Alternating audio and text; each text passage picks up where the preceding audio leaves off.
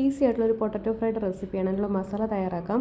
1 table spoon പെരുംജീരകം, 1 table spoon നമ്മുടെ കുരുമുളക് എടുത്തിട്ടുണ്ട്, ഒരു 1.5 ടേബിൾ സ്പൂണോളം ജീരകം, പിന്നീട് 2 ടേബിൾ സ്പൂൺ മല്ലി, ഒരു എരിവിന് ആവശ്യമുള്ള മുളക്. ഇത്രയും നന്നായിട്ടൊന്ന് ഫ്രൈ ചെയ്തതിന് ശേഷം നമ്മൾ മിക്സിയുടെ ചെറിയ ജാറിലൊന്ന് ക്രഷ് ചെയ്തെടുക്കുക കേട്ടോ. നന്നായിട്ടങ്ങ് പൊടിയണ്ട.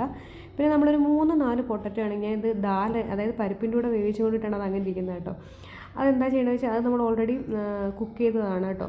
ഇനി നമ്മൾ എണ്ണ അങ്ങോട്ട് ചൂടാകുമ്പോഴത്തേക്കും നമ്മൾ ഈ പൊട്ടറ്റോ അങ്ങോട്ട് ഇട്ട് കൊടുക്കുക.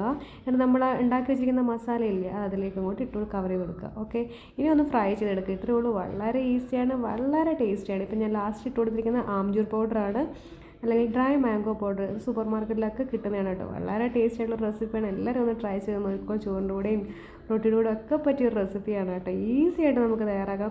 മറ്റെന്തെങ്കിലും ഉണ്ടാക്കുമ്പോൾ കുക്ക് ചെയ്യാൻ വെക്കുമ്പോഴത്തേക്ക് അപ്പോൾ നമ്മൾ പൊട്ടറ്റോയും കൂടെ അതിൻ്റെ കൂടെ ഒന്ന് കുക്ക് ചെയ്തെടുത്താൽ മതി കേട്ടോ. ഒരുപാടൊന്നും വെന്തുടയാൻ പാടില്ല. ഇങ്ങനെ തന്നെ ആ ഷേപ്പിൽ തന്നെ നമുക്ക് കിട്ടണം കേട്ടോ. നല്ല ടേസ്റ്റ് ആയിട്ടുള്ള ഡിഷാണ്. എല്ലാവരും ഒന്ന് ട്രൈ ചെയ്ത് നോക്കുക. ഈ മസാല ഇതേപോലെ തന്നെ ഉപയോഗിക്കുക കേട്ടോ. നല്ല ടേസ്റ്റിയാണ്. ഇതുപോലെ തന്നെ നമുക്ക് വെണ്ടയ്ക്കയുടെ ഫ്രൈയും ഇതേ രീതിയിൽ തന്നെ ഉണ്ടാക്കാവുന്നതാണ് കേട്ടോ. ഈ മസാല വെച്ച് തന്നെ ഉണ്ടാക്കാവുന്നതാണ്. അപ്പോൾ നല്ല ക്രഞ്ചിയും സ്പൈസി ആയിട്ടുള്ള പൊട്ടറ്റോ ഫ്രൈ ഇവിടെ റെഡി ആയിട്ടുണ്ട്. ഇതുവരെ ഇങ്ങനെ ട്രൈ ചെയ്യാത്തവരുണ്ട് എങ്കിൽ ഒന്ന് ട്രൈ ചെയ്ത് നോക്കുക കേട്ടോ. അപ്പോൾ നല്ലൊരു റെസിപ്പിയാണ്. എല്ലാവരും ട്രൈ ചെയ്യുമെന്ന് വിചാരിക്കുന്നു. കണ്ടില്ലേ, നല്ല ഭംഗിയില്ലേ കാണാൻ. അതുപോലെ തന്നെ ടേസ്റ്റിയാണ് കേട്ടോ. നല്ല ടേസ്റ്റിയാണ്, സ്പൈസിയാണ്. ഓക്കെ, നെക്സ്റ്റ് റെസിപ്പി ബൈ കാണും വരെ ബൈ.